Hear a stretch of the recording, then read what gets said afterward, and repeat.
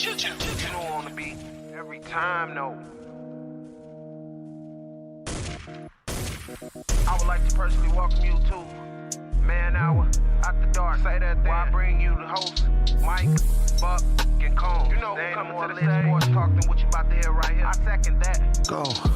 You know that it's us when we talking about sports. Giving you facts on the field to the core. Tune in, we need the support. 1 hour too short, then listen some more. On all your stations, not dropping no music. Stripes like Adidas, but Nike just do it. Down 4 in the 4th, we go for the win. Michael 2 seconds, we taking it in. Buck, Mike, and Combs, you know what's going on. Man, now we're After Dark, no LA, we the big spark. No 4th and inches won't cut short. Got the best talking, it's all sports. Buzzing more than buzz beaters. We coming live all through your speakers, go. And what is up, Man Hour Nation? I should head over to manhourradio.com. Check out the merchandise page, and of course, check out the blog section as well. We got new and approved blog section over there, dropping every day. Blogs are dropping, coming hot and furious. We got Packers blogs, we got Broncos blogs, we got Bills blogs. Almost every NFL team is covered over there, except for those dreaded Green Bay Packers, because who wants to cover those guys? Those guys are just terrible. But it is Fantasy Football Wednesday, so that means one thing. We do have the man, the myth, the legend himself, the football god himself, Mr. Torrey T.A. Anderson. What's up, Torrey? Render the salad unto Caesar. I just heard it on Archer once. I'm going to have to use it. I'm going to have to get that on a t-shirt or something, man. Renders the salad to Caesar. That's kind of... Get a picture of me on there with just money raining down on you, like, make it rain. There you go. Hey, because that's what we're here to do. We're here to make your fantasy football team make it rain. Yeah, and you know what else we make it rain? Is when you use this product called Manscaped, Torrey. That's exactly who Man Hour is brought to you by. It's brought to you by Manscaped. Promo code Man Hour, save yourself 20% plus free shipping. Torrey, you shave those undergarments, ladies love it. If you're not using Manscaped, you're never going to escape the friend zone. Oh. Manscaped. Take it. That is a great yeah. Manscaped, if you really want to use that as a promo, that's pretty good. Yeah. We'll have to trademark Torrey Anderson 2022. I love it. All right, guys. So this is Fantasy Football Wednesday. Week 1 is upon us, Torrey. So if you guys do not have your roster set and you have some questions, pop them up in the chat here. Let Mr. Torrey Anderson, TA himself, answer those questions that you might have. Sit, start, cut, whoever you want. But Torrey, week 1 is here. This is probably one of the most important weeks because everybody's healthy. CMC should put up about 40 points this week. But let's talk about defense first, Torrey, because, I mean, defense wins championships, and let's just be flat out honest. And the Tennessee defense is probably arguably one of the best defenses out there. But are they a must start this week in fantasy football? Have you looked at who they play this week? If you are not starting the Tennessee Titans and you have them on your roster, you are wrong. They should feast on a basically revamped offense of the New York Giants. I mean, Darius Slayton and Sterling Shepard aren't striking fear into anybody this year. They've lost Evan Engram.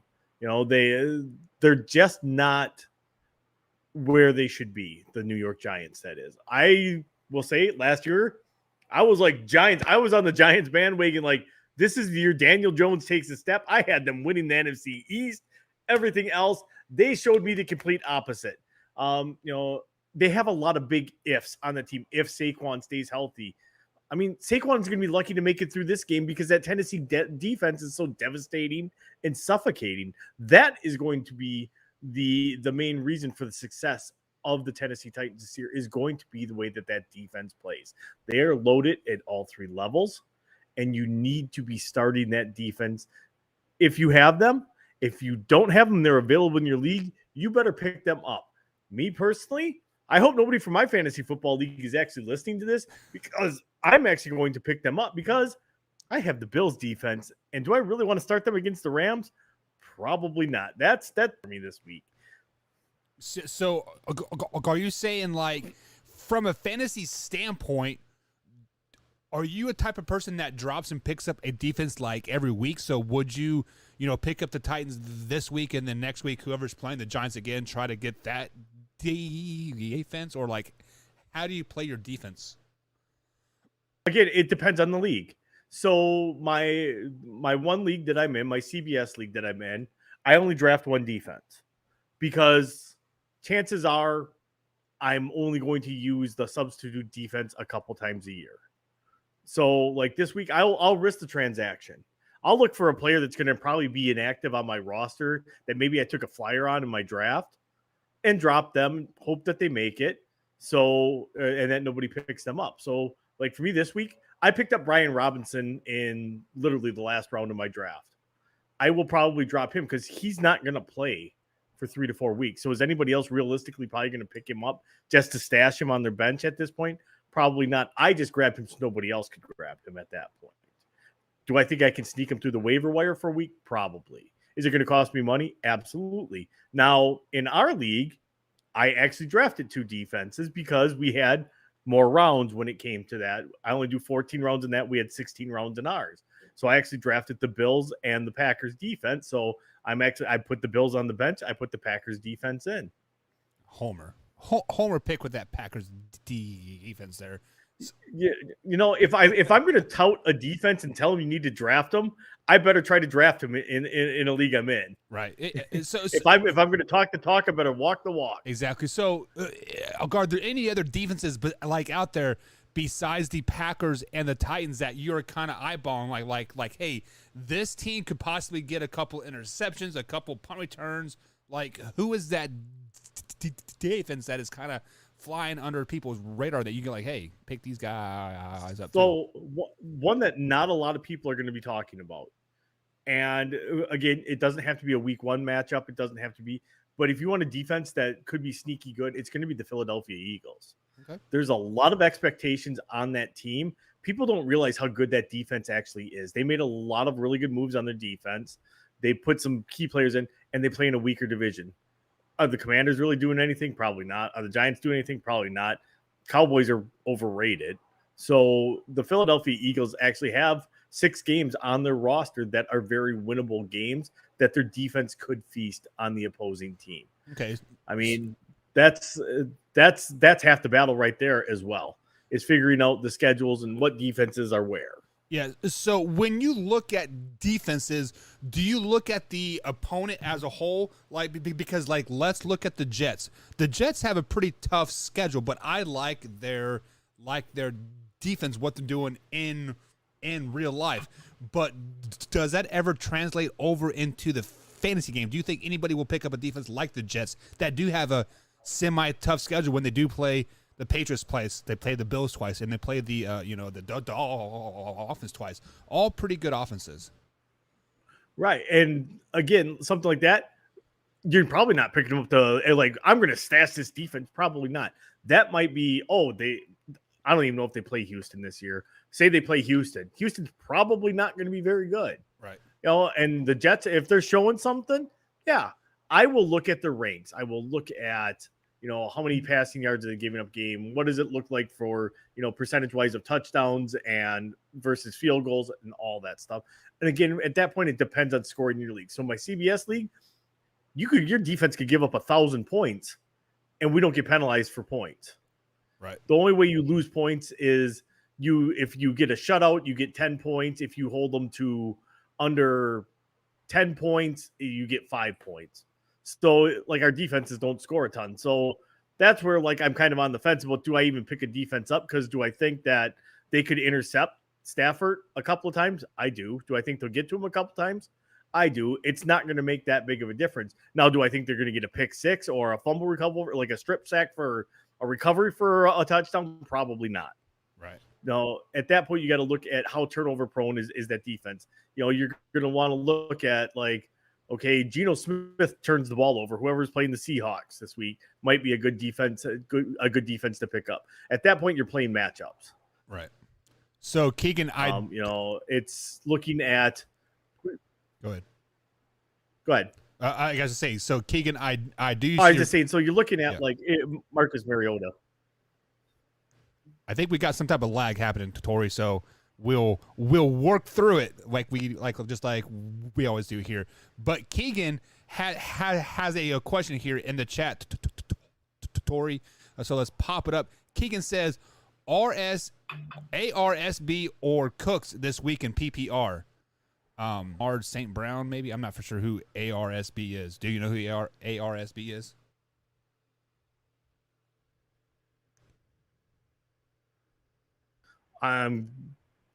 ARSV? B as in boy. So I think it's Ahmad St. Ahmad St. Brown, because it looks like he has a Lions profile picture. So, he's talking about Amon-Ra St. Brown. Yeah. Or Cooks. And so what was the question? Because it kind of cut out there. So ARSB or Cooks this week in PPR. Who would you start? In a PPR league? Yep. Green Bay's notoriously not good against the run. They will give up catches to a running back. As much as I'm a Packers fan, I'm also a realist too. I mean, anybody that's watched this show knows that I try to remain in logic as much as possible and try to not let my fandom get in the way. I would say again, Dalvin Cook. Dalvin Cook was probably a top 5 pick in your league. How do you not leave him on the field? He is saying Cooks, on your bench, so Brandon Cooks. Brandon Cooks. Yeah. Oh, that's a great question. I would honestly probably go with Amon-Ra St. Brown then at that point. Amon-Ra St. Brown is, again, a name not a lot of people are talking about. The guy's listed in a lot of leagues as a top 15 wide receiver, and I think he could actually do that, maybe even a little bit better. I'm not saying top 10, but I say that's probably pretty close, 15 to 10. I bet he is in that spot. So I would go with Amon-Ra St. Brown all day long. Yeah, and I'm not even know who is Brandon Cook still playing for the Rams, or did he get traded to the Titans? No, he's on the Texans. He's the number 1 for the Texans. I'm thinking Robert Woods got traded to Robert Titans, right? Robert Woods got cut, and then he signed with the Titans. Yeah, so why would you even sign a receiver that plays for the Texans? I do like Davis Mills, but probably not going to get the ball that much, right? False. And we'll get to that a little bit later on with some of the other things I'm gonna kind of talk. It's a team that's going to play from behind. What do you think they're going to do? Run it? Right. They're going to be chucking it around. True. There's actually a lot of opportunity for fantasy wise for players from the Houston Texans. I took Dameon Pierce in my one league. I think he's going to be a good running back. He's going to be a good dual threat running back, I believe. And they have some solid weapons in there. They just need that time to gel. They are the Arizona Cardinals of 3 years ago. Okay. I mean, I'm a Davis Mills fan, so I actually picked him up in my fantasy league, and Sydney's like, "Let me what are you drafting him for?" I have faith.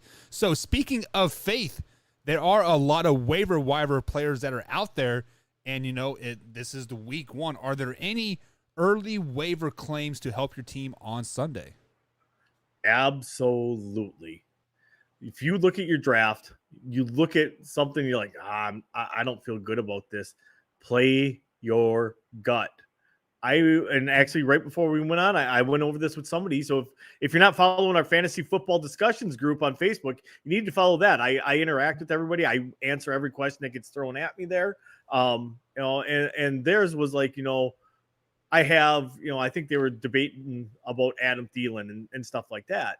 And it brings up an interesting point because one of my players that nobody is really talking about, nobody is really, he's probably available in most leagues. He probably was not drafted, is KJ Osborne. Adam Thielen is an injury-prone 32-year-old wide receiver for the Vikings at this point. He's still a good receiver when he's healthy.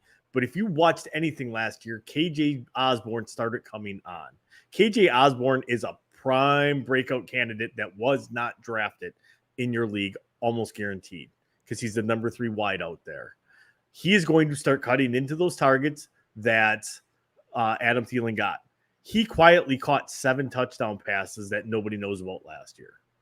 That's better than some of the better named receivers. Right. He had 50 catches for like 500 and some yards. He's projected for 51 catches for 635 yards for like 7 touchdowns again this year. he is a target that nobody is talking about. If he is available on your waiver wire, which chances are he probably is, you need to be picking him up, especially if you have Thielen or you have Justin Jefferson as a handcuff. It is never a bad idea to handcuff one of your best players, because if something happens to them, somebody has to step up. And KJ Osborne would be that guy for the Minnesota Vikings, hands down. So name that player one more time. KJ Osborne? KJ Osborne from the Minnesota Vikings. Right now, he's the number 3 wide receiver there. All right, guys, you heard it here first. Pick him up right now on your fantasy draft. So, Tori, we have a lifelong subscriber here that just popped in the man hour. Do you have your syrup ready? Because Nana is in the chat. She says, hey, guys, what's up, Nana? Long time no see. Hope you are doing it. My boys miss you. My boy says, where's Nana? Where's Nana? They're missing their Nana. We love you, Nana. Every day we love you. Yeah. So Nana is by far the best Nana ever, Tori. I'm just going to throw it out there. My boys put her on this pedestal, and when she comes over and like hangs out, dinosaurs and Coco Melon, like she is on the floor playing with them, and they love every minute of it. She makes me look like a terrible parent because, she's like 60 years old and I'm 30. I'm like, I'm not getting on the floor. What are you guys thinking? What do you mean? I got to get back up off the floor. Right? It's like, man, I got to roll and use a hand to dig to like get up there. I mean, it's just crazy. So besides KJ Osborne, are there any more waiver wire players that you are possibly eyeballing? There's another, and I'm going to go with Amon-Ra St. Brown's brother. He's listed right now in the depth chart in Chicago at number 2, and another team that's not going to be very good that's going to chuck it around. Equinamia St. Brown.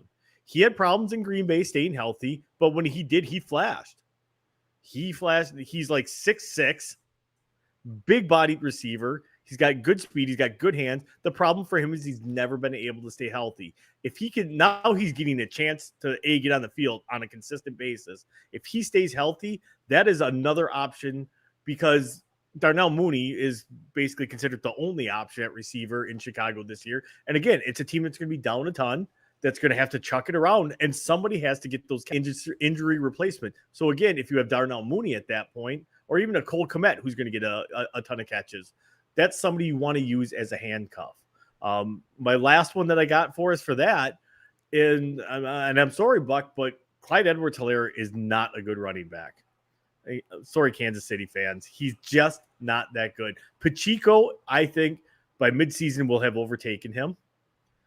And again, another running back that's probably not been picked up in a lot of leagues. Again, handcuff. If you have Clyde Edwards-Helaire, you need to be picking up Pacheco just in case. Because in my opinion, he looked better in the preseason. Clyde Edwards-Helaire has not been the running back that the Kansas City Chiefs expected.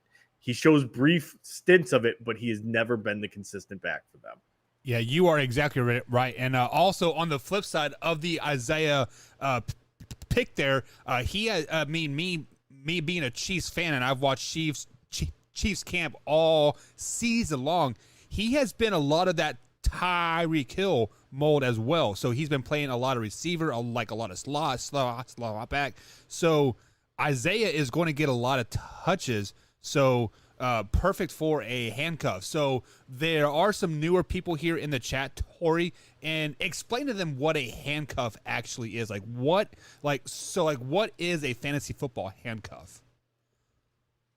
So a fantasy football handcuff is an insurance policy, essentially, against one of your top players going down.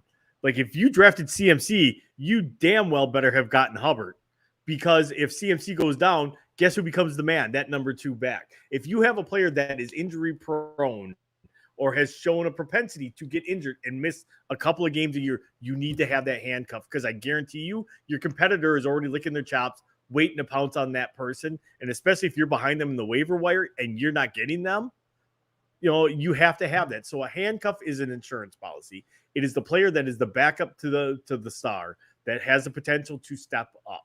Again, I'm going to use Green Bay for the example right now. Alan Lazard, he's considered to be the all-everything number 1 receiver. Guess what? He's out injured.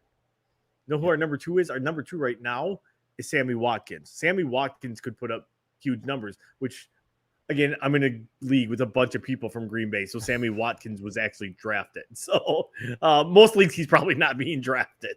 But that could pay huge dividends. If Alan Lazard can't go this week, Sammy Watkins is going to be the guy in Green Bay, the number one receiver this weekend. Yeah, so like there are people out there that are still doing their drafts, so definitely jump on that handcuff board. I have not been a huge handcuff fan until this year, and I'm really excited about my team because I got both Zeke and Tony Pollard. So if one happens to get hurt, And again, if you've ever listened to me, you better be starting Tony Pollard over Zeke because, again, their coach will abandon the run at the first sign of slight trouble and start throwing it to the running backs. And at that point, Tony Pollard becomes their featured back. Yeah, and as you guys see, Torrey has a Green Bay hat on there, and he has years of seeing that, so he definitely knows what he's talking about with the Mike McCarty thing. Absolutely, I could pretty much call McCarthy's plays for him. I could go be his OC. Yeah, the Mike McCarty effect travels down to TA there 100%. So, Torrey, before we wrap up today's show and like everybody gets their roster set for tomorrow's game, the Rams and the Bills do play tomorrow. So, give me some of the highest scorers that you think is going to happen out of that game. Again, people are going to call me insane. They're going to call me nuts. However, if you look the way those two defenses play, you have two of the top defenses in the entire league going head-to-head against two high-powered offenses. It's the unstoppable force versus the immovable object. Well, guess what? The unstoppable force and the immovable object, there's usually some room underneath in that middle area, and there's a little position there called the tight end that likes to maneuver around in that area. I right now will go on record as saying that Dawson Knox or Tyler Higbee will be one of the highest scoring fantasy players this week because they are going to be relied upon heavily. This game tomorrow night could be a 43-41 or a 10-7 game. There's going to be no in between with this game. It's going to be a shootout or it's going to be a defensive battle. Either way, I think for both teams, the tight ends are kind of the key to moving the chains and getting down the field. So they're going to see a lot more opportunities because the wide receivers are going to be locked up against some of the best corners in the league across the board. So keep your eye on that matchup. Whoever's on the tight ends, I am a big fan of starting Dawson Knox and Tyler Higbee both. If you're not starting them and you have them on your roster, you need to start them. So let's say I do not have a Knox or Higbee on my team, and I have been offered a trade for Dawson Knox for George Kittle. Do I make that trade? It depends how long the offer stands for. We are going to find out the new identity of the San Francisco 49ers after this week. As you know, anytime there's a quarterback switch, the new favorite target emerges. Right. Whether or not that's going to be George Kittle in this offense, we don't know. If you look at everything from the preseason, it's looking like it's going to be Brandon Ayuk with Trey Lance. It seems like they've got the chemistry. Yep. So at this point, if you have Kittle and somebody is offering you Dawson Knox, yes, I probably pull the trigger, but not till week 2 or 3 until I've seen a couple of weeks of what exactly they're gonna do with their new offense. We know what we're getting with Dawson Knox. We know that Josh and him already have the rapport. It's all about game action for Kittle. Kittle was a Jimmy G guy, but doesn't mean he's going to be a Trey Lance guy. Yeah. I believe that transpired from New England, from being tight end heavy offense, then bringing that to San Francisco. So we'll definitely see how much of the Jimmy G effect has rubbed off on Trey Lance after week 1 and week 2. You are exactly right on that. But we are getting ready to wrap up our Fantasy Wednesday show here. Torrey, do you have any closing thoughts, any great advice besides set your roster and save it? Give me some advice. Again, I mean, those are always solid advices right there that you give. But, big thing is listen to those injury reports, listen to those inactive reports. Depending when your league lineup locks, make sure you have everything in place for your team. There's a lot of times people get scratched right before, and all of a sudden they're inactive when they were, everything's pointed that they were going to be active. Listen to those and be ready and have your finger on the trigger on your roster to be able to make those switches instead of being that person that, your lineups lock at 5 minutes to kick off and it's now 3 minutes to kick off and you just realized somebody's not playing that's already in your lineup. Always keep an eye on that. All right, guys. So you heard it from the man, the myth, the legend himself, TA over there at manhour_Tori. Tori, as always, thank you for joining us here on Fantasy Football Wednesday. If you guys have any questions whatsoever, get us on the Facebook group, Fantasy Football Discussion. The link is in the bio. Tori, have a great night. And remember, guys, set those lineups. Bye. Have a great night, guys.